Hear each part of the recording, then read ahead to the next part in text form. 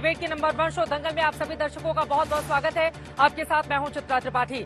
श्रीनगर में लाल चौक के सामने मेरी मौजूदगी है। श्रीनगर में 13 तारीख को हो रहा है मतदान, जिसको लेकर यहां पर भी चुनावी जोर आजमाइश जारी है। लेकिन इन सब के बीच आपको बताते चले, आज श्रीनगर के लाल चौक से हम आपको लेकर चलेंगे उत्तर प्रदेश और बात करेंगे अमेठी और रायबरेली की लोकसभा सीट को लेकर, क्योंकि इन दोनों को लेकर ही कांग्रेस पार्टी की ओर से लगातार सस्पेंस रखा गया है। एक वक्त पर ये दोनों ही सीटें कांग्रेस का गढ़ मानी जाती रही है, लेकिन मौजूदा वक्त में अगर यहाँ की सियासत को देखें तो कांग्रेस पार्टी के भीतर क्या कंफ्यूजन की स्थिति है। अपने उम्मीदवारों के नाम का ऐलान क्यों नहीं कर पा रही। राहुल गांधी क्या अमेठी से लड़ेंगे चुनाव, नामांकन भरेंगे, कौन होगा रायबरेली से उम्मीदवार। प्रियंका गांधी को लेकर लगातार चर्चा तेज रही, लेकिन अभी तक पसुपेश की स्थिति कायम है। इन सब के बीच अमेठी से स्मृति ईरानी ने पहले ही नामांकन कर दिया है, लेकिन रायबरेली को लेकर भारतीय जनता पार्टी ने अभी तक अपने उम्मीदवारों के नाम का ऐलान नहीं किया है। तो सबसे बड़ा सवाल यही खड़ा हो रहा है कि मौजूदा वक्त में आखिर कंफ्यूजन किस बात को लेकर है। रायबरेली से बीजेपी भी अपने उम्मीदवार के नाम का ऐलान कब करेगी। गांधी परिवार आखिर अमेठी और रायबरेली की सीट पर अपनी विरासत को आगे बढ़ाने के लिए राहुल गांधी या फिर प्रियंका गांधी को उम्मीदवार क्या बनाएगा या फिर नहीं बनाएगा, या किसी और को मौका दिया जाएगा। कई ऐसे सवाल हैं जिसको लेकर दंगल में सीधा सवाल पूछेंगे। पक्ष विपक्ष के तमाम मेहमानों की हमारे साथ मौजूदगी है, उनके साथ हम चर्चा करेंगे। आपको बताते चले, अमेठी राहुल गांधी को जहां पर 2019 में हार का सामना करना पड़ा था, सबसे पहले गांधी परिवार ने इस सीट को 1980 में जीता था। हालांकि 1967 से लगातार कांग्रेस पार्टी का ये गढ़ बनी रही सीट, और तब से लेकर आज तक जितने भी चुनाव हुए, सिर्फ 3 चुनावों को छोड़ दें 1977, 1998 और 2019, तो लगातार यहाँ पर कांग्रेस पार्टी का कब्जा रहा। ऐसे में कंफ्यूजन की ये बड़ी स्थिति क्या मतदाताओं को भी भ्रम में रखेगी। आगे आने वाले वक्त में कांग्रेस पार्टी की मुश्किलें क्या इन दोनों ही सीटों को लेकर और ज्यादा बढ़ने वाली हैं। कई ऐसे सवाल हैं जिसको लेकर हम चर्चा करने वाले हैं, लेकिन उसके पहले आज दिन भर इन दोनों सीटों के मसले पर सियासत किस तरह से गरमाई रही है, उसको बताती हुई हमारी ये रिपोर्ट देखिए।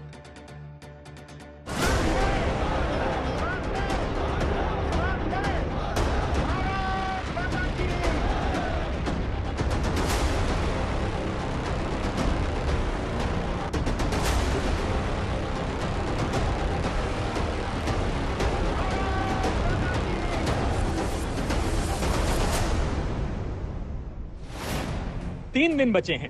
अमेठी और रायबरेली में कांग्रेस चुनाव लड़ेगी भी या नहीं, ना तो कांग्रेस के कार्यकर्ताओं को पता है और न नेताओं को। अमेठी में बीजेपी की ओर से स्मृति ईरानी नामांकन कर चुकी हैं।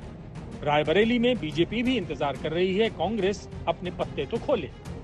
इधर कांग्रेस है जो ना तो राहुल गांधी और सोनिया गांधी की सीट अमेठी और रायबरेली से उम्मीदवारों के नाम का ऐलान करती है और ना ही मना करती है। There is still a confusion between Raebareli and Amethi. What is your feeling? Ma'am, you are hesitant to contest the election. Ma'am, you are hesitant to contest the election. Ma'am, please. Confused और corrupt party, उसकी यही हालत होती है। वो भ्रष्टाचार के चलते कभी अपना चोला बदलते हैं, कभी यूपीए से बदलकर इंडी गठबंधन करते हैं, कभी एक उम्मीदवार से पलट के दूसरे पर जाते हैं। ये कंफ्यूजन की स्थिति करप्ट पार्टी की रहने वाली। हालांकि कांग्रेस ने आधिकारिक तौर पर अभी अमेठी और रायबरेली के चुनावी मैदान में हथियार नहीं डाले हैं। कांग्रेस के कार्यकर्ता पहले से उम्मीदवारों के ऐलान की मांग को लेकर धरने पर बैठे हुए थे। अब अमेठी से सूत्रों के मुताबिक खबर आई है कि सोनिया गांधी के संसदीय प्रतिनिधि KL शर्मा अमेठी पहुंच चुके हैं। उन्हें अमेठी में ब्लॉक कार्यकर्ताओं के साथ लगातार बैठकें और मुलाकातें करने को कहा गया है। उन्हें कहा गया है कि कांग्रेस के सभी कार्यकर्ता 3 मई को तैयार रहें। 2 ही दिन रह गए नॉमिनेशन के, कब पता खोलेंगे मुझे नहीं मालूम। अगले 24 घंटे के अंदर कांग्रेस अध्यक्ष इसकी घोषणा करेंगे। कोई देरी नहीं है। क्या बीजेपी ने रायबरेली का उम्मीदवार की घोषणा की है? उन्होंने डरे कौन है बताइए? क्या उन्होंने रायबरेली का उम्मीदवार की घोषणा की है? स्मृति ईरानी है क्योंकि वो सिटिंग MP है। रायबरेली के कैंडिडेट कौन है बीजेपी का बताइए? डरा कोई नहीं है। 3 तारीख तक समय है। अमेठी और रायबरेली की दोनों सीटों पर 20 मई को मतदान है और इसके लिए नामांकन की आखिरी तारीख 3 मई को दोपहर 3 बजे तक ही है। ऐसे में कांग्रेस पार्टी अब भी उम्मीदवारों के नाम जानने के लिए 2 मई की शाम तक इंतजार करने को कह रही है। अब ये फैसला जो कांग्रेस की केंद्रीय चुनाव समिति है वो करेगी। लड़ेंगे या नहीं लड़ेंगे वो भी मुझे मालूम नहीं है, मगर मेरा मानना है कि इतना कंफ्यूजन रखना ही उनको आत्मविश्वास नहीं है वो दिखाता है। हालांकि आत्मविश्वास की बात की जाए तो बीजेपी 25 साल में कभी रायबरेली में सोनिया गांधी को शिकस्त नहीं दे पाई, पर अमेठी में मुकाबला 1-1 से बराबरी पर रहा है, क्योंकि 2014 में राहुल गांधी ने स्मृति ईरानी को 1,07,903 वोटों से हराया, जबकि 2019 में स्मृति ईरानी ने राहुल गांधी को 55,120 वोटों से हराया था। हालांकि 2019 में भी राहुल गांधी को अमेठी में 4,13,000 से ज्यादा वोट मिले थे। इसी आधार पर कांग्रेस के कार्यकर्ता राहुल को फिर से अमेठी के मैदान में उतारने के लिए धरना दे रहे हैं, जबकि सूत्रों के मुताबिक कांग्रेस के उत्तर प्रदेश प्रभारी अविनाश पांडे और यूपी विधायक दल की नेता आराधना मिश्रा ने केंद्रीय चुनाव समिति की बैठक में राहुल को अमेठी और प्रियंका गांधी को रायबरेली से उतारने की अपील की थी। वैसे भी रायबरेली सीट से 5 बार सांसद रह चुकी सोनिया गांधी ने कांग्रेस नेताओं को चिट्ठी लिखकर स्वास्थ्य कारणों से चुनाव लड़ने में असमर्थता जाहिर की थी। उसके बाद से इस सीट पर कांग्रेस ने किसी उम्मीदवार का ऐलान नहीं किया है। आज तक ब्यूरो। उत्तर प्रदेश एक ऐसा राज्य है, देश का सबसे बड़ा सूबा, जहां लोकसभा की 80 सीटें आती हैं। मौजूदा वक्त में कांग्रेस पार्टी के पास सिर्फ एक रायबरेली की ही सीट रह गई थी, वो भी तब जब समाजवादी पार्टी और बीएसपी ने 2019 के चुनाव में समर्थन इनडायरेक्टली किया था इन दोनों ही सीटों को लेकर। और वैसे आपको बताते चले 1984 के बाद आज तक वहां के विधानसभा चुनावों में कभी भी प्रचंड बहुमत कांग्रेस हासिल नहीं कर पाई है। ऐसे में सबसे बड़े सूबे को लेकर इतने बड़े कंफ्यूजन की स्थिति कांग्रेस पार्टी के भीतर क्यों बनी हुई है, इसी को लेकर दंगल में बड़ी चर्चा करने वाले हैं। खास मेहमानों की मौजूदगी है, उनका परिचय आपसे करवा देती हूं। भारतीय जनता पार्टी की ओर से राष्ट्रीय प्रवक्ता शिवम त्यागी जी हमारे साथ जुड़ चुके हैं। हमारे साथ आशुतोष जी पॉलिटिकल एनालिस्ट जुड़े हुए हैं। समाजवादी पार्टी के प्रवक्ता हमारे साथ जुड़ चुके हैं घनश्याम तिवारी जी। हमारे साथ बादल देवनाथ जी जुड़े हुए हैं, आप टीएमसी के सपोर्टर है, पॉलिटिकल एनालिस्ट है। कुछ ही देर में राजनीतिक विश्लेषक संगीत रागी जी भी आपको टीवी स्क्रीन पर दिखाई देंगे और हमारे साथ तहसीन पूनावाला जी भी इस वक्त जुड़ चुके हैं, वो भी आपको टीवी स्क्रीन पर दिखाई दे रहे हैं। मुझे लग रहा है तहसीन जी, सबसे पहले आपसे ही शुरुआत करते हुए, ये कहीं भारी नहीं पड़ जाए मामला आप लोगों को? आखिरी वक्त तक अमेठी और रायबरेली जो आप लोगों का एक वक्त पर गढ़ मानी जाती थी, और रायबरेली की सीट तो पिछली बार आप लोगों ने जीती भी थी, वहां को लेकर इतनी भारी कंफ्यूजन की स्थिति कांग्रेस पार्टी में क्यों दिखाई दे रही है? अब इसको स्ट्रैटेजी का जामा आप कितना भी पहनाइए, लेकिन आपके कार्यकर्ता और वहां की जनता के भीतर भ्रम की कितनी ज्यादा स्थिति बनी रहेगी, क्या आप इससे इनकार कर सकते हैं? बीजेपी कह रही है आत्मविश्वास हिल गया है, डर गई है कांग्रेस। थैंक यू चित्रा जी, आपके शो में मुझे शिरकत करने का मौका मिला। 2 या 3 चीज कहूंगा। बिल्कुल ये स्ट्रैटेजी है, ये स्ट्रैटेजी टीवी पे रिवील होगी, मैं डे 1 से कह रहा हूँ। दूसरी चीज मैं आपका कह रहा हूँ कि अमेठी की जो वर्तमान सांसद है वे हारने वाली है, वहां की जनता त्रस्त हो गई है, वो जानती है सबसे बड़ी भूल कमल का फूल। जहां तक सवाल है रायबरेली का, भाजपा ने भी तो अपना कैंडिडेट डिक्लेयर नहीं किया है रायबरेली के अंदर, तो फिर भाजपा की स्ट्रैटेजी कांग्रेस की स्ट्रैटेजी नहीं, ऐसे कैसे होगा? दरअसल सवाल क्यों भाजपा इस मुद्दे को डाइवर्ट करने की कोशिश कर रहा है?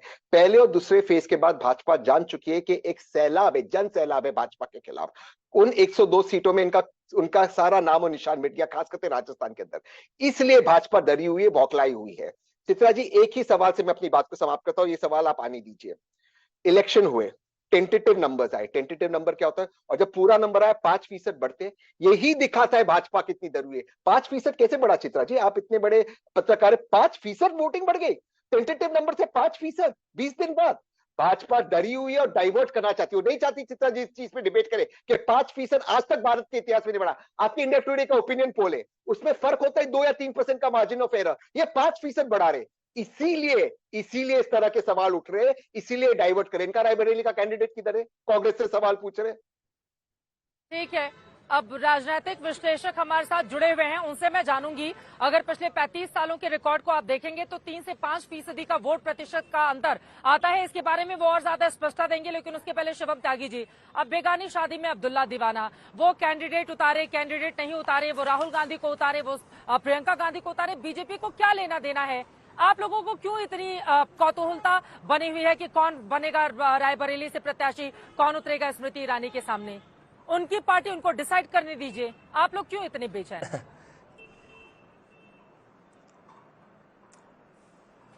चित्रा जी, इसलिए क्योंकि वो इस देश का विपक्ष है, इसलिए क्योंकि वो इस देश में अपने आप को सबसे पुरानी पार्टी, 135 साल पुरानी पार्टी बताते हैं, इसलिए क्योंकि वो अब इस देश का सबसे प्रथम परिवार अपने आप को बताते हैं, इसलिए क्योंकि वो इस देश में राजनीति करते हैं, इसलिए क्योंकि इस देश ने उनको जो है 58 साल राज करने के लिए देश को सर्व करने का मौका दिया, इसलिए इस देश को जानने का अधिकार है कि जिस रायबरेली की जनता ने 35 साल जो है सोनिया गांधी जी को जिताया, उनके सामने उनका अब कैंडिडेट कहां है भाई, कहां खो गया? ये तो बिल्कुल हद ही हो गई है। अमेठी वो सीट जिस पर गांधी परिवार इतने लंबे समय तक रहा, उनको जानने का अधिकार है कि कौन है भाई सामने, इतना क्यों डरे हुए हो? और रही बात हार जीत की, तो हार जीत में मैं एक ही चीज कहना चाहता हूं, राहुल गांधी चाहे अमेठी से लड़ ले, रायबरेली से लड़ ले, लंदन से लड़ ले, बैंकॉक से लड़ ले, इटली से लड़ ले, हारेंगे, ये गारंटी है, क्योंकि उनका अपना कोई क्षेत्र अब रह नहीं गया। क्षेत्र में तो वो होते ही नहीं है, हर किसी का क्षेत्र होता है, उनका कोई क्षेत्र नहीं है अब इस समय। एग्जाम्पल मैं आपको कहना चाहता हूं, चित्रा त्रिपाठी जी हैं, उनका क्षेत्र क्या है? मीडिया, टू बी प्रिसाइज आज तक। वो उनको आप कहीं पर भी देखेंगे, अगर मुझे उनसे मिलना है मैं कहां उनको ढूंढूं? उनके क्षेत्र में, यानी कि मीडिया में, यानी कि आज तक में मिल ही जाएंगी। राहुल गांधी का कौन सा क्षेत्र अमेठी है भाई? कोई क्षेत्र अमेठी नहीं है उनका, वो अमेठी के रहे नहीं, इतना तो वो हिंदुस्तान से बाहर रहते हैं जितना अमेठी में नहीं। मैं तो चैलेंज करता हूं, तहसीन पूनावाला जी प्रथम परिवार के काफी करीबी हैं, वो बताएं राहुल गांधी आज तक कितनी बार अमेठी गए और कितनी बार विदेश गए? विषय साफ है। एक बहुत सीधी सी बात है, इस देश में जो लोगों ने, जिन परिवारों ने सत्ता चलाई है, लोगों के बीच में जीते हैं, उनकी जवाबदेही है और हम सवाल पूछेंगे। और जहां तक इन्होंने कहा स्ट्रैटेजी, अरे स्ट्रैटेजी का जामा कितना पहनाओगे भाई? आपके गिनती के 2-4 लोग जो बेचारे बचे हैं, जो 2-4 वोट आ जाती, वो भी सड़कों पर है, पूछ रहे कहां है राहुल गांधी? भाजपा को छोड़ दीजिए। आशुतोष जी से जल्दी से प्रतिक्रिया, एक एक टिप्पणी बाकी लोगों से ले लेते हैं। ठीक है आशुतोष जी, आपके पास आते हुए संजय गांधी 1980 में जीते हैं, 1981 में राजीव गांधी जीते हैं, 1991 तक सांसद बने रहते हैं, 98 में सोनिया गांधी आते हैं, 2004 से 14 तक राहुल गांधी बने रहते हैं। ऐसा क्या हो गया 2024 में? अमेठी को लेकर इतनी ज्यादा कंफ्यूजन की स्थिति क्यों है? राहुल गांधी कांग्रेस पार्टी का भविष्य है, वो मानते हैं, उनके नेतृत्व में कांग्रेस आगे बढ़ी है, भले ही मल्लिकार्जुन खड़गे अध्यक्ष बने हुए हैं। दूसरी तरफ प्रियंका गांधी, उत्तर प्रदेश की कितनी बड़ी जिम्मेदारी उनको विधानसभा और लोकसभा के चुनाव के दरमियान दी जाती थी। दोनों ही बड़े नेता, आखिर ऐसी क्या वजह है कि रायबरेली और अमेठी की विरासत को लेकर ये आगे मौजूदा वक्त में नहीं बढ़ना चाहते हैं? कम से कम मौजूदा वक्त में यही परसेप्शन बनता हुआ दिखाई दे रहा है, और क्या ये कांग्रेस पार्टी को डैमेज करने वाला है? आशुतोष जी। चित्रा जी, ये तो कांग्रेस पार्टी का अपना प्रेरोगेटिव है कि राहुल गांधी प्रियंका गांधी कहां से लड़ेंगे।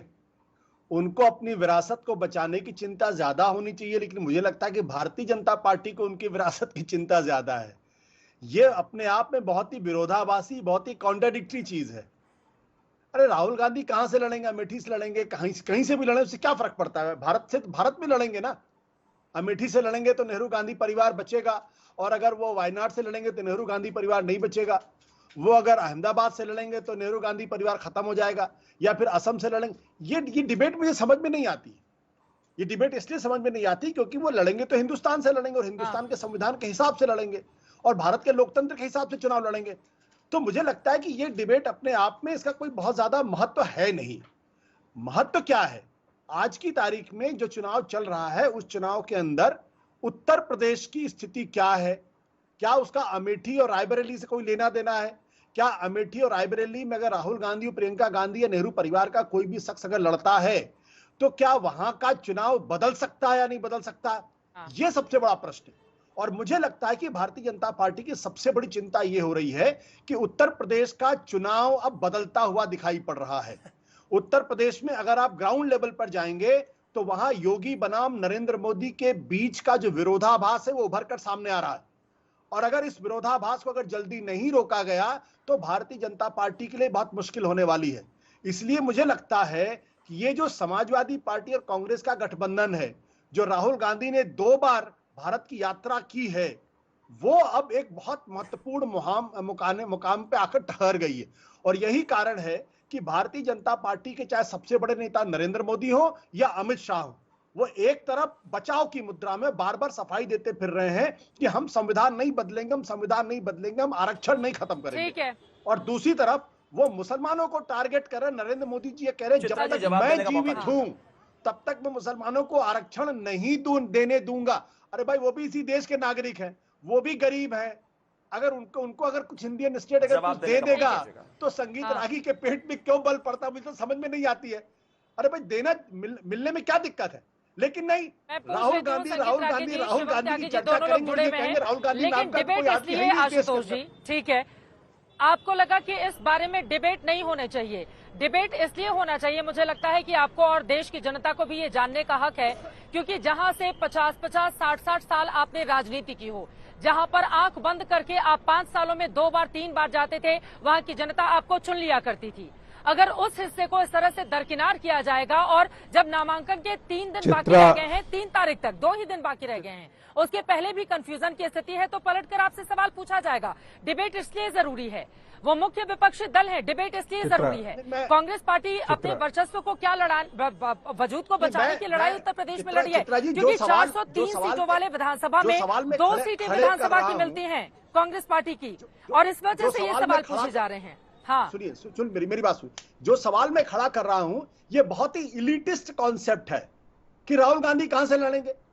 अरे भाई, गाजियाबाद से कौन लड़ रहा है, गौतम बुद्ध नगर से कौन लड़ रहा है, क्या उनके वोट कम हो जाएंगे अगर राहुल गांधी जीतते हारते? बिल्कुल नहीं ना। अरे भैया, उनके कार्यकर्ता अमेठी में धरना दे रहे हैं कि राहुल गांधी आए यहाँ पर, इस वजह से ये डिबेट है, इस वजह से ये डिबेट है। आशुतोष जी ठीक है, लेकिन संगीत रागी जी जवाब दीजिए। वो कह रहे हैं कि राहुल गांधी तो देश के भीतर से ही लड़ेंगे ना, तो फिर उसको लेकर इतना ज्यादा कौतूहल बनाने की क्या जरूरत है? फिर वो नरेंद्र मोदी बनाम योगी जी की बात कर रहे हैं उत्तर प्रदेश के संदर्भ में, उस पर भी जवाब दीजिए संगीत रागी जी। उसके बाद शिवम जी मैं आ रही हूँ, बाकी लोग घनश्याम तिवारी जी मैं आ रही हूँ आपके पास फौरन। चित्रा जी, राहुल गांधी भारतीय राजनीति में इतने अप्रासंगिक हो गए हैं कि आशुतोष भी कह रहे हैं कि वो कहीं से लड़ें, ये उनका प्रेरोगेटिव है। बिल्कुल सही बात कर रहे हैं। वो चाहे वायनाड से लड़े, चाहे त्रिवेंद्रम से लड़े, चाहे और से लड़े, चाहे इटली से लड़े, राहुल गांधी आज के दिन में भारत की राजनीति में प्रासंगिक नहीं रह गए हैं। वो 2024 के लिए तो कतई प्रासंगिक नहीं है, 2029 की तैयारी के लिए हो सकता है। आशुतोष जो है, कम से कम कांग्रेस के प्रवक्ताओं से बेहतर कांग्रेस का बचाव करते हैं। कांग्रेस को ध्यान देना चाहिए कि उनको प्रवक्ता के तौर पर प्रतिस्थापित करें, क्योंकि वो तो बहुत ही अच्छा बेहतर हैं। आज के दिन में कांग्रेस पार्टी कांप रही है, बोलने से डर रही है। उनके मल्लिकार्जुन खड़गे बयान देने से डर रहे हैं कि आखिर क्या होगा। 2 दिन पहले तक ये बताने की स्थिति में कोई नहीं है। पहले कांग्रेस वर्किंग कमेटी में जाकर के कार्य समिति में बोला गया कि भाई राहुल गांधी, लोग चाह रहे हैं, एक बेचारे दामाद श्री हैं जो रोज कह रहे हैं कि हम चुनाव लड़ना चाहते हैं, हम रोज चुनाव लड़ना चाहते हैं, वो बेचारे पोस्टर लगवा रहे हैं रायबरेली के लिए, और दामाद की कोई कदर नहीं की जा रही है। बेचारे दूसरी तरफ खड़गे जी अपने दामाद को सीट भी दिलवा दिए, उनको वो लड़वा भी रहे हैं। तो कांग्रेस पार्टी के अंदर राहुल गांधी आज के दिन में एक ही काम कर रहे हैं, झूठ बोलते फिर रहे हैं। ये झूठ बोलते फिर रहे हैं, और वो नफरत करने वाली झूठ कि भारतीय जनता पार्टी संविधान बदलना चाहती है।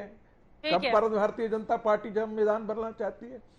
राहुल गांधी दूसरा झूठ बोल रहे हैं, जो अमित शाह के फेक वीडियो को घुमा के आधार पर उनके मुख्यमंत्री इस अभियान में लगा रहे हैं कि भारतीय जनता पार्टी आरक्षण खत्म कर देना चाहती है। भारतीय जनता पार्टी कई चीज में कायदे से, आशुतोष में यदि थोड़ी सी भी नैतिकता होती तो ये जरूर बोलते कि राहुल गांधी जो बोल रहे हैं वो गलत बोल रहे हैं। भारतीय जनता पार्टी ने ऐसा कहीं कभी नहीं कहा, न राष्ट्रीय स्वयंसेवक संघ ने कहा है, लेकिन फिर भी हिंदू समाज को लड़वाना है बाकी लोगों से और राहुल गांधी को नेता करना है। घनश्याम तिवारी जी के बीच में, चूंकि कांग्रेस पार्टी के साथ मिलकर आप लोग उत्तर प्रदेश में चुनाव लड़ रहे हैं, अब मेरा ये सवाल है कि समाजवादी पार्टी कम से कम सीटों के मामले में क्लियर थॉट रखती है, चाहे आजमगढ़ की सीट हो, मैनपुरी की सीट हो, कन्नौज की सीट हो, फिरोजाबाद की सीट हो, बदायूं की सीट हो, या फिर बाकी की दूसरी सीटें, वहां पर आप लोगों को कोई कंफ्यूजन नहीं है। परिवार के सदस्य हों, दूसरे लोग हों, जितने भी बड़े बड़े चेहरे थे सबको वहां पर उतार दिया गया है। ये जो परिस्थिति अमेठी और रायबरेली को लेकर कांग्रेस पार्टी की बनी हुई है, क्या ये आप लोगों को भी नुकसान करेगी? आप लोगों ने तो दी कि जाइए भैया लड़िए इतनी सीटों पर आप चुनाव, लेकिन कांग्रेस इतनी कंफ्यूज क्यों दिखाई दे रही है? और आप लोगों की ओर से भी नहीं समझाया गया कि बड़े नेता हैं, आके कम से कम अपने अपने इलाके से चुनाव तो लड़े, एक मैसेज तो जाए उत्तर प्रदेश में कि मजबूती से बड़े चेहरों के सारे कांग्रेस वहां पर लड़ती हुई दिखाई दे रही है। हार या जीत तो बाद की बात है ना घनश्याम जी। नमस्कार चित्रा जी, आपको, दर्शकों को और को पैनलिस्ट को। अमेठी की जनता के माध्यम से देश में एक मैसेज अभी जा रहा है। अमेठी में स्मृति ईरानी जी एक मजबूत दावेदार के रूप में खड़ी हैं। मैसेज क्या जा रहा है कि देश भर में कर्नाटक से लेकर के ब्रजभूषण शरण सिंह तक, रेवन्ना से लेकर ब्रजभूषण शरण सिंह तक, एक से ऐसे लोग जिनके ऊपर घिनौने दरिंदगी के आरोप लगते हैं, वो अपने नाम के आगे मोदी का परिवार लिखते हैं। मोदी जी मंच पे खड़े होकर कहते हैं कि प्रज्वल रेवन्ना को वोट दो, इससे मेरा हाथ मजबूत होता है, और स्मृति ईरानी जी देश की महिला कल्याण मंत्री चुप रहती हैं। वो भी अपने आप को मोदी का परिवार बताती हैं। जब देश में बलात्कारी, घिनौने लोग, भ्रष्टाचारी स्वयं को मोदी का परिवार बताने लगे और एक से एक घिनौने कृत्य करके अमित शाह जी के नाक के नीचे जानकार रहते हुए भी देश से फरार हो जाएं, स्वयं को मोदी का परिवार कहें और देश की महिला कल्याण मंत्री चुप रहें, तो इसका मतलब अमेठी की बेटी स्मृति ईरानी जी से एक सवाल पूछ रही है, आप चुप क्यों हैं? और यह संदेश पूरे देश में जा रहा है। अमेठी से जहां तक समाजवादी पार्टी का सवाल है, हमारा कार्यकर्ता जमीन पर खड़ा है। वो जमीन पर खड़े होकर के देख रहा है कि लोग बेरोजगारी से लड़ने की बात कर रहे हैं। वो जमीन पर खड़े होकर देख रहा है कि जब बेटियों का इस तरीके से मान सम्मान छीना जाता है, चाहे वो मणिपुर में छीना गया हो, चाहे वो उत्तर प्रदेश में छीना गया हो, चाहे वो हरियाणा में छीना गया हो या कर्नाटक में छीना गया हो, ये दरिंदगी करने वाले लोग क्यों मोदी का परिवार के रूप में सामने आते हैं? और क्यों नरेंद्र मोदी जी, जिनको भारतीय जनता पार्टी के कार्यकर्ता और नेता ने 3 महीने पहले बता दिया था कि आप किस तरह के दरिंदे के साथ अलायंस करने जा रहे हैं और किसको आप अपना लोकसभा कैंडिडेट बनाने जा रहे हैं, अमित शाह जी को बता दिया था। अगर नरेंद्र मोदी जी को प्रज्वल रेवन्ना के बारे में पता था, अमित शाह को प्रज्वल रेवन्ना के बारे में पता था, इसका मतलब देश की सरकार को पता था, इसका मतलब स्मृति ईरानी को पता था। और इसीलिए अमेठी में कम से कम कोई भी व्यक्ति जो अपनी बेटी का सम्मान करता हो, अपने घर में मां बहन का सम्मान करता हो, वो भारतीय जनता पार्टी को वोट नहीं देगा। उसके सामने वो दानव दिखाई देगा जिस दानव के 2-3 हजार वीडियोस तैर रहे हैं, और साथ में वो तस्वीर दिखाई देगी जहां पर प्रधानमंत्री मंच पे खड़े होकर कह रहे हैं कि इस तरह के वहशी दरिंदों को वोट देने से वो मजबूत हो जाते हैं। बादल नेमनाथ जी, मैं फौरन आपके पास आऊंगी टीएमसी का क्या पक्ष है वो जानने के लिए, लेकिन मुझे लगता है शिवम त्यागी जी, समाजवादी पार्टी की ओर से घनश्याम जी ने जो आरोप लगाए हैं उस पर जवाब दे पहले आप। Thank you. घनश्याम तिवारी जी ने कहा कि स्मृति ईरानी जी चुप है। बिल्कुल चुप नहीं है भाई, आपके कान बंद है। वो बिल्कुल चुप नहीं है। वो तो कह रही है कि जिस परिवार को इतना लंबा समय दिया अमेठी और रायबरेली ने, वो आए। जिस परिवार को इतना सब कुछ दिया एक कॉन्स्टिट्यूएंसी ने, वो आए। और अगर राहुल गांधी में दम है, अगर राहुल गांधी में हिम्मत है, अगर कांग्रेस में हिम्मत है, तो आइए मुझसे बहस कीजिए, हो जाए एक बार। आपको 35 साल माता जी को जिताया, उसके बाद बेटे को जिताया, पिताजी को जिताया, दादी जी को जिताया, नाना जी को जिताया, इतने लोगों को जिताया ना। आज उसी अमेठी की धरती पर खड़ी होकर अमेठी की बेटी स्मृति ईरानी जी बोल रही है कि अगर राहुल गांधी में दम है तो वो अपनी 5 पुश्तियों का हिसाब लेकर आए, उन्होंने क्या किया है, और मैं अपना 5 साल का हिसाब दूंगी। कर लीजिए ना डिबेट, है दम तो बताइए। और तहसीन पूनावाला तो फिर मैं वही कहता हूं, बहुत करीबी है परिवार के। अगर हिम्मत है राहुल गांधी में, हालांकि राहुल गांधी की अगर मैं वैसे बात करूं तो स्मृति ईरानी जी जो है, अगर उसके हिसाब से देखा जाए तो यूनियन कैबिनेट मिनिस्टर है, राहुल गांधी नहीं है, वो सिर्फ एक सांसद है। लेकिन फिर भी अमेठी के विकास के लिए वो उनसे बहस करने के लिए तैयार है। अगर किसी में हिम्मत है तो जाइए। और मैं स्मृति ईरानी जी की तरफ से कहता हूं कि हाँ, और डिबेट में और भी कोई क्यों, आज तक ही हो, और एंकर कौन, चित्रा त्रिपाठी जी ही हो, बेहतर है, कर लीजिए। अगर हिम्मत है तो चैलेंज एक्सेप्ट कीजिए। हम विकास की बात करते हैं, हम अमेठी की बात करते हैं, हम रायबरेली की। एक आशुतोष जी ने एक सवाल और उठाया। एक तो आशुतोष जी मतलब परसों के तो वो पत्रकार थे, कल वो नेता थे, और आज के पत्रकार होकर वो कहते नहीं नहीं, राहुल गांधी और अमेठी रायबरेली पर तो चर्चा होनी ही नहीं चाहिए, योगी और मोदी जी में आपस में लड़ाई है, उस पर चर्चा होनी चाहिए। कमाल बात हो गई। मतलब एक पार्टी चुनाव लड़ रही है, जनता के बीच में है, दिन रात प्रचार में है, और आदरणीय प्रधानमंत्री जी ने अपने टिकट से कैंडिडेचर अनाउंस हो गया है, गृह मंत्री जी का हो गया है, उस पर बहस इनको चाहिए। लेकिन जिनका अनाउंसमेंट नहीं हुआ उस पर इनको बहस नहीं चाहिए। अब इस सिचुएशन को रिवर्स कर दीजिए। अगर आदरणीय प्रधानमंत्री जी का अभी तक कैंडिडेचर अनाउंस नहीं हुआ होता, गृह मंत्री जी का नहीं हुआ होता, नितिन गडकरी जी का नहीं हुआ होता, राजनाथ सिंह जी का नहीं हुआ होता, तो अभी आशुतोष जी ढोल लेकर सड़क पर निकल गए होते कि ये देखिए भारतीय जनता पार्टी में हिम्मत की कमी है, वो हारे पड़े। अब अगर हम राहुल गांधी पर पूछे, कहते नहीं नहीं, ये तो कोई डिबेट ही नहीं है। यही डिबेट है जवाब ले लूंगी। एक क्षेत्र को बर्बाद कर दिया, पिछड़ा कर दिया, वहां के लोगों को बेकार कर दिया, और आज जब सवाल जवाब की बात क्या दिक्कत है? हाँ, नेताजी लोग कभी बीजेपी में रहे, कभी टीएमसी चले जाएं, कभी किसी और पार्टी में चले जाएं, तो नेताओं को खुद में हाँ ठीक है, अब कौन क्या चूज करता है अपने करियर के लिए, मुझे लगता है छोड़ देना चाहिए और निजी टिप्पणी से किसी को भी बचना चाहिए। आशुतोष जी, मैं आ रही हूँ आपके पास, लेकिन उसके पहले बादल देवनाथ जी। ये निजी नहीं है, ठीक है, खुशी ये की तो बात। पॉजिटिव साइड है। देखिए अब आशुतोष जी कितने खुश है, मैं उनसे जवाब ले लूंगी, लेकिन बादल देवनाथ जी सीधे आपके पास आते हुए, अब देखिए एक तरफ अमेठी रायबरेली को लेकर मुद्दा उठाया जा रहा है। इंडिया गठबंधन बीजेपी को हराने के लिए दिल्ली में जब इकट्ठा होता है तो यहाँ पर बड़े जोश खरोश के साथ तमाम तरह की बातें कही जाती हैं, लेकिन पश्चिम बंगाल में क्या हो रहा है? मतलब अधीर रंजन चौधरी जी, मैं आ रही हूँ सर, एक बार बादल देवनाथ जी बहुत देर से हमारे साथ हैं, टीएमसी के आप समर्थक हैं, उनसे टिप्पणी ले लेती हूँ। वहां पर अधीर रंजन चौधरी जी कह रहे हैं कि भैया अगर कांग्रेस को वोट नहीं देना है तो फिर बीजेपी को ही दे दो, टीएमसी को नहीं दो, क्योंकि दोनों एक तरह से हैं। मतलब बीजेपी को जिताने के लिए एक बार बिहार से इस तरह की आवाज आती है, पूर्णिया से, फिर यहाँ पर अधीर रंजन चौधरी इस तरह के बयान देते हैं। कंफ्यूजन की स्थिति इतनी ज्यादा क्यों बनी हुई है? मैडम पहले तो बता दूं, इंडिया गठबंधन करते हैं दिल्ली में आप लोग और वहां पर एक दूसरे के खिलाफ जमकर बयानबाजी करते हैं। मैडम उससे पहले मैं कह दूं, आज मेरा सब्जेक्ट नहीं ले, इसमें लास्ट में मेरा टाइम आया और अवधेश चौधरी का बाद अवधेश चौधरी इस बार हार रहे हैं, 5 बार का सांसद इस बार बंगाल में अवधेश चौधरी हार रहे हैं, आप जान लीजिए।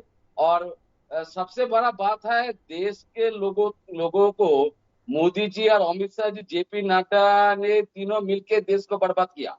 और ये पूरा डकैत पार्टी, लूट डकैती करना, रेप करना, गैंग रेप, सब दलित के ऊपर अत्याचार, हिंसा, राजधानी अत्याचार, किसानों को मारना, सब पूरे भाजपा के लोग कर लिया। और राम मंदिर के नाम पर 3,500 करोड़ लूट लिया और एक सरदार वल्लभ भाई का मूर्ति के नाम पर 3,000 करोड़ लूट लिया। पीएम केयर्स फंड के माध्यम से पूरा लाखों करोड़ रुपया लूट लिया। और एक आया इलेक्ट्रल बॉन्ड। और मैडम ये जो शिवम त्यागी बात करते ना भाजपा के पक्ष पे, इसको भाजपा इनको एक भारत रत्न दे दीजिए। मोदी जी को अनुरोध करूंगा, शिवम त्यागी को एक भारत रत्न दे दीजिए, क्योंकि इसका चिल्लाने का और बढ़ जाए। चिल्लेगा, इतना चिल्लाता है भाजपा के लिए, लेकिन इसको कोई कुछ नहीं देता है। एक प्रवक्ता कर दिया, मैं 8 साल 10 साल से मैं देख रहा हूँ कि इसको एक प्रवक्ता बना दिया, लेकिन एक सांसद को नहीं देता है। लेकिन बंगाल में पूरे देश के लोग समझ लिया मैडम, बात यही है 2024 मोदी जी ने जो टारगेट दिया था आपके पास 400 पार, मैडम पूरे देश के लोग आपका चैनल के माध्यम से देख रहा है, इस प्रोग्राम देख रहा है। इस बार 400 पार नहीं होगा, 200 से 230 तक इसका अटक जाएगी। और बंगाल में जो आशा था भाजपा का, इस बार 6 से 7 से ज्यादा सीट बंगाल में नहीं मिलेगा। ये आपको, मैं शिवम त्यागी को, पूरे भाजपा को, बंगाल के लोग, मुझे तो लग रहा है कि बीजेपी से कहीं ज्यादा ये इंडिया गठबंधन के दल एक दूसरे को हराने में लगे हुए हैं। ठीक है, मैं जरा ममता बनर्जी का बयान सुना देती हूँ, उसके बाद हम चर्चा में आगे बढ़ेंगे। ठीक है बादल देवनाथ जी, ममता बनर्जी ने कहा है कैसे कांग्रेस और सीपीएम भाजपा के साथ मिले हुए हैं, इन दोनों का हारना भी जरूरी है। बड़ा दिलचस्प है पश्चिम बंगाल की ये जो पॉलिटिक्स चल रही है, इंडिया गठबंधन कहाँ है वहां पर, और बीजेपी को जोर शोर से हराने का दम तो आप लोग भरते हैं, लेकिन जब चुनावों में जाने की बात आती है तो खुद ताश के पत्तों की तरह कैसे बिखर जाते हैं, उसका ताजा उदाहरण आपके सामने है। ममता बनर्जी ने किस तरह से कांग्रेस, सीपीएम, बीजेपी पर एक साथ हमला बोला है, उनका बयान सुनिए। আর ওদের হয়ে পথে নেমেছে বাংলায়। আমি সারা রাত দেশের কথা বলবো না, ওখানে ইন্ডিয়ার সাথে আমরা আছি, কিন্তু বাংলায় নেই। বাংলায় সিপিএম আর কংগ্রেস জোট বেঁধেছে। সিপিএম আর কংগ্রেসকে একটি ভোট দেওয়ার মানে এখানে বিজেপিকে সাপোর্ট করা, তৃণমূলের একটি সিট নষ্ট করা। अब संगीत रागी जी बड़ा खुश हो रहे थे, 2 लाइन में जल्दी से आप ही जवाब दे दीजिए। ममता बनर्जी तो ऐसा लग रहा है बीजेपी की राह आसान कर रही हैं, वो तो कांग्रेस और लेफ्ट के मिला हुआ बता रही हैं भारतीय जनता पार्टी। देखिए इतने खुश क्यों हो रहे थे संगीत रागी जी आप उनके बयान को सुनकर? केरल में भी है, केरल में वहाँ पर सीटें मैं खुश इसलिए हो रहा हूँ, मैं खुश इसलिए हो रहा हूँ चित्रा जी कि मैं शुरू से मानता हूँ ये चोरों की बारात है, और चोरों की बारात में हर चोर जो है, हर गठबंधन का एक हिस्सा जो है अपने लिए लड़ रहा है। कोई इंडिया के लिए और इंडी गठबंधन के लिए नहीं लड़ रहा है, सब अपने अपने लिए लड़ रहा है। आप जरा देखिए, आप केरल के अंदर देख लीजिए, केरल के अंदर सीपीआई, केरल के अंदर राहुल गांधी की बहन जो है, और राहुल गांधी कह रहे हैं कि भाई वहां के मुख्यमंत्री को गिरफ्तार क्यों नहीं किया जा रहा है। सीपीआई के अंदर सीपीआई और सीपीएम के नेताओं को गिरफ्तार करने क्यों नहीं किया जा रहा है। ये दोनों मिले हुए हैं, भारतीय जनता पार्टी के साथ इनका गठबंधन है। केरला के अंदर से आप बंगाल चले आइए, बंगाल में जो है वो सीपीएम और के कांग्रेस पार्टी को ममता बनर्जी पसंद नहीं कर रही है। जहां जहां पर गठबंधन हुआ है, कुछ ही जगहों पर गठबंधन हो सका है, इसलिए इंडिया गठबंधन को तो कहना बंद कर दीजिए।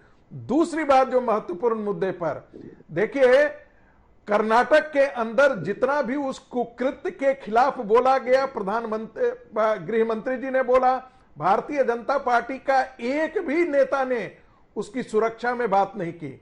लेकिन क्या संदेश खाली में क्या हुआ? एक बर्बर आदमी शाहजहां शेख, चूंकि वो मुस्लिम था और हिंदू महिलाओं के साथ बलात्कार करता था, आदिवासी महिलाओं के साथ कई के साथ बलात्कार किया, उसकी सुरक्षा में कौन आता है? मुख्यमंत्री आती है, मुख्यमंत्री उनकी सुरक्षा में आ जाती है। 55 दिन के बाद हाईकोर्ट ने जब निर्णय दिया तब जाकर के उसकी गिरफ्तारी होती है। और न तो प्रियंका गांधी का चोच खुलता है, न ये हमारे बंधु, न तो प्रियंका गांधी का चोच खुलता है, न राहुल गांधी का चोच खुलता है, न अखिलेश यादव का चोच खुलता है, न अखिलेश यादव के प्रवक्ताओं का चोच खुलता है, और न ही उस बौद्धिक समाज का चोच खुलता है जो आज के दिन में राहुल गांधी के लिए डंका पीटते फिरते हैं। वो कहां सेकुलर ब्रिगेड हो गया? वो कहां सेकुलर ब्रिगेड चला गया? संदेश खाली पर चुप्पी क्यों? संदेश खाली पर सत्य.com असत्य.com क्यों बन जाता है? एक भी बादल देवनाथ जी 2 लाइन में जल्दी से जवाब दीजिए। घनश्याम तिवारी जी आशुतोष जी, मैं आ रही हूं आपके पास। ठीक है, इसके अतिरिक्त ठीक है बादल देवनाथ जी 2 लाइन में जल्दी से। हाँ मैडम पासवान, संदेश खाली में ऐसा कुछ नहीं हुआ।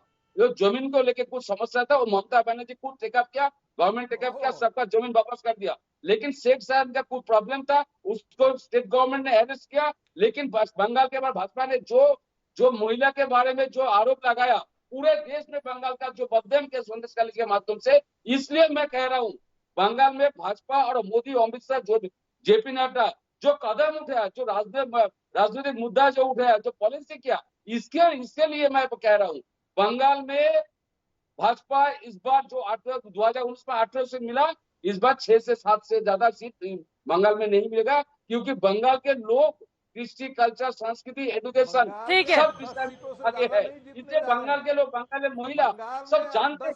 अब मैं तहसीन पूनावाला जी आपके पास आते हुए, ठीक है सर, ठीक है, थोड़ा चर्चा में आगे बढ़ते हैं। चूंकि प्रधानमंत्री नरेंद्र मोदी इस वक्त भी एक रैली को संबोधित कर रहे हैं, उनकी ओर से तहसीन पूनावाला जी ये कहा जा रहा है कि 400 की ताकत तो हमारे पास अभी भी थी, यानी कि 2019 के बाद जिस तरह का बड़ा मैंडेट बना था, 353 सीटें, और बाकी अन्य दलों की ओर से भी इनडायरेक्टली समर्थन किया गया था।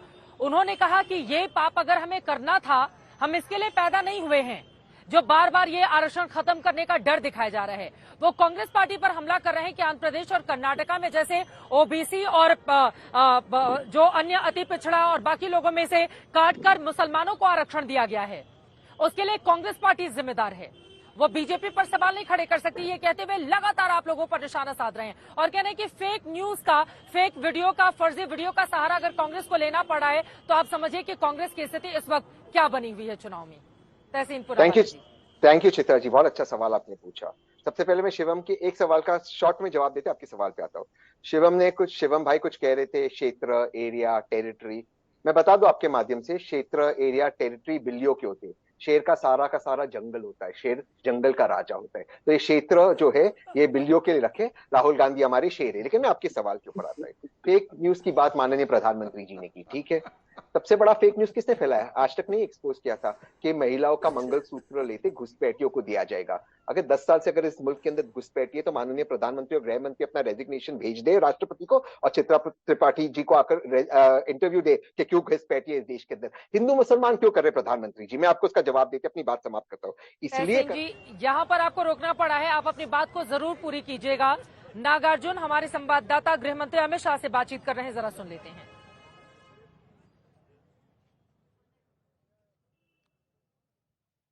चले ठीक है, अमित शाह ने क्या कुछ कहा है, उनकी बातों को अपने दर्शकों तक हम पहुंचाएंगे। अब अपनी बात पूरी कर लेते हैं तहसीन पूनावाला जी जल्दी से।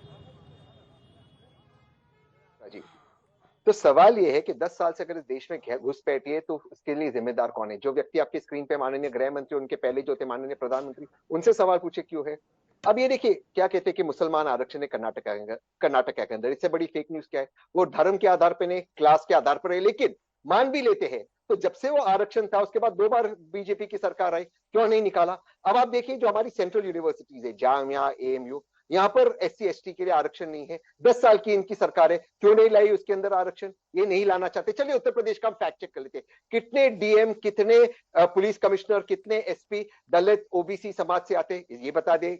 5-7 साल से इनकी सरकार है, वो नहीं बता पाएंगे। चलिए देख लेते सुप्रीम कोर्ट के अंदर कितने जजेस हैं जो हमारे दलित समाज से आते, ओबीसी समाज के अंदर, ये नहीं बता पाएंगे। कितने हाईकोर्ट के चीफ जस्टिस हैं। तो अगर हम कहते हैं कि सबके साथ न्याय होना चाहिए, तो इसमें गलत क्या है? इसमें हिंदू मुसलमान इसलिए कर रहे माननीय प्रधानमंत्री क्योंकि पहले 2 फेज के जो रुझान है उसमें पता चल गया कि एक जन सैलाब है भाजपा के खिलाफ, इसलिए वो हिंदू मुसलमान करें। शिवम त्यागी इसका जवाब देंगे, लेकिन उसके पहले नागार्जुन, हमारे संवाददाता ने गृह मंत्री अमित शाह से बातचीत की है, एक बार सुन लेते हैं।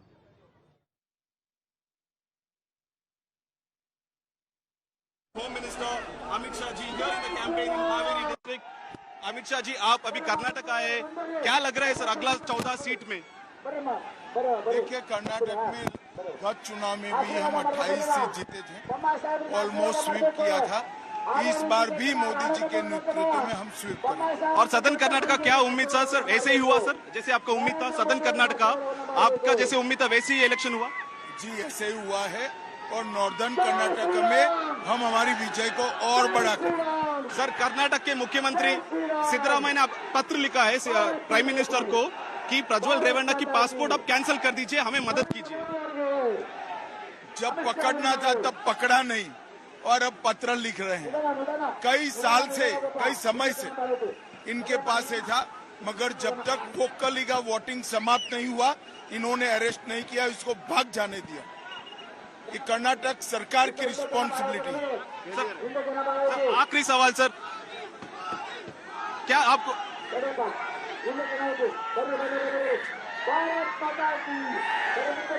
काफी सवाल कांग्रेस नेता उठा रही है कि एनडीए एमपी भाग गए हैं और पासपोर्ट पूरा एमए के अंदर आता है, एमएचए इसको मदद किया नहीं, मगर ये अपराध बाहर आने से पहले ही वो भाग गए। इनके पास कब से इन्फॉर्मेशन था, इन्होंने छिपा कर रखा, उनको कदम उठाने थे।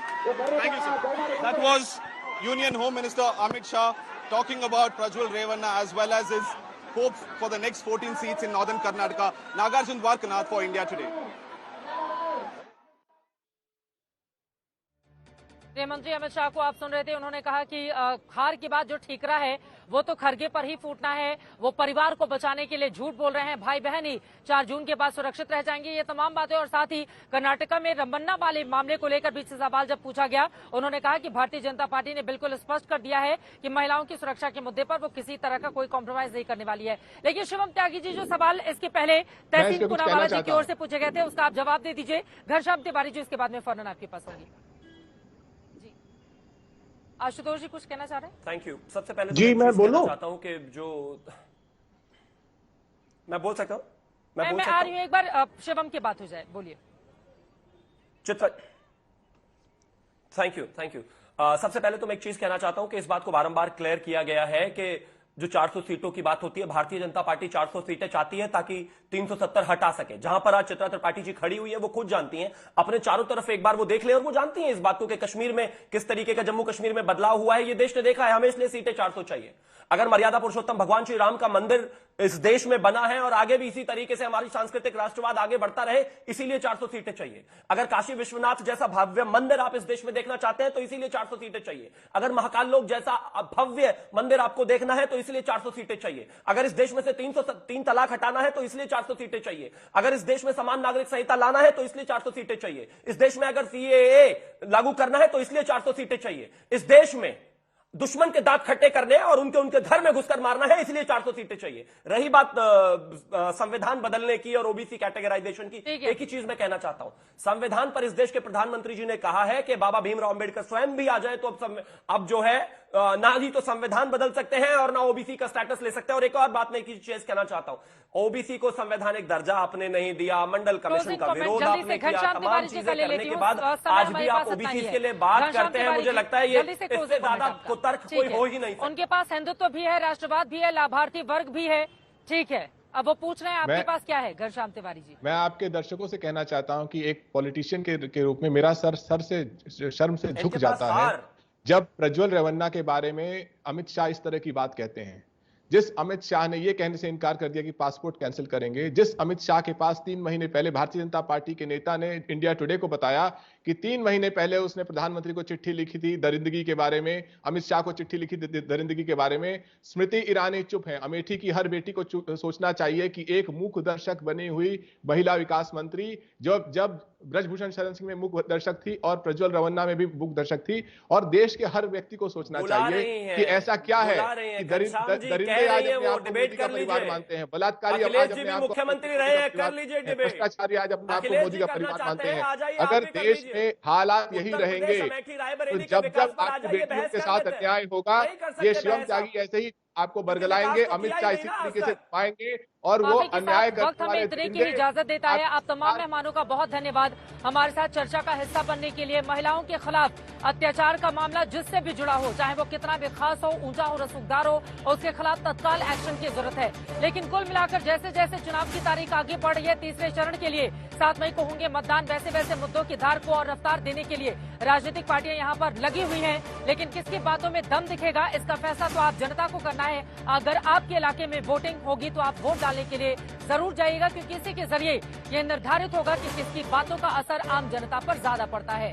अभी के लिए दंगल में श्रीनगर के लाल चौक से बस इतना ही। देश और दुनिया की तमाम खबरों के लिए आप देखते रहिए आज तक।